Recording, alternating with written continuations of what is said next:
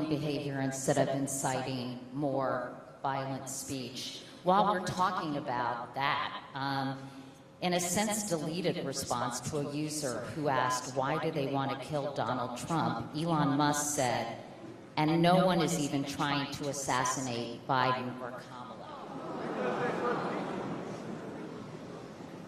You know, let's just all just promise ourselves that we can have significant political differences about who we want to be our next president, about the policies that we think will help our country and the world, and condemn that kind of rhetoric. It has absolutely no place in American life.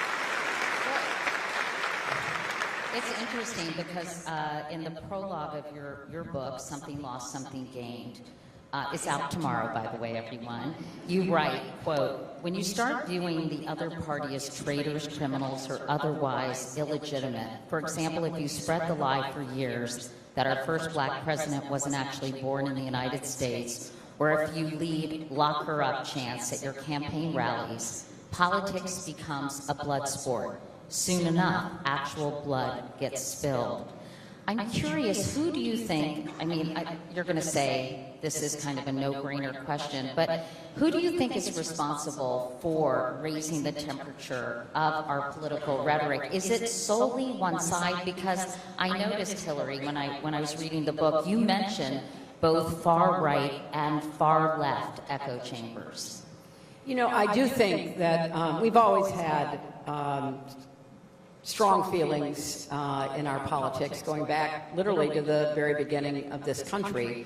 There's nothing new about that, but I do think that social media has put it on steroids, and what we see now are opinions being expressed, hate being conveyed, that would have just stayed within a much smaller geographic or community setting, which is now literally around the world.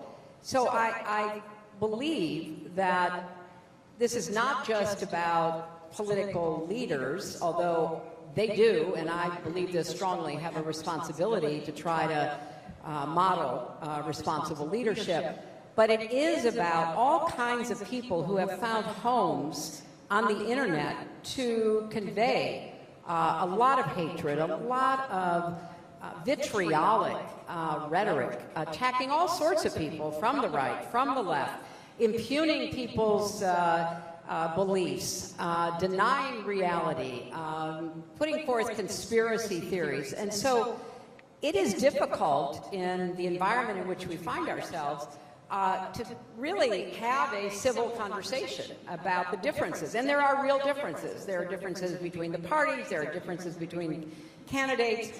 Because saying anything just gets totally viral immediately, and then you're off on a tangent. So I do think that political leaders, some journalists, activists, online personalities, all of that has contributed to a really volatile political situation. Well, as our friend Kara Swisher calls it, engagement through enragement.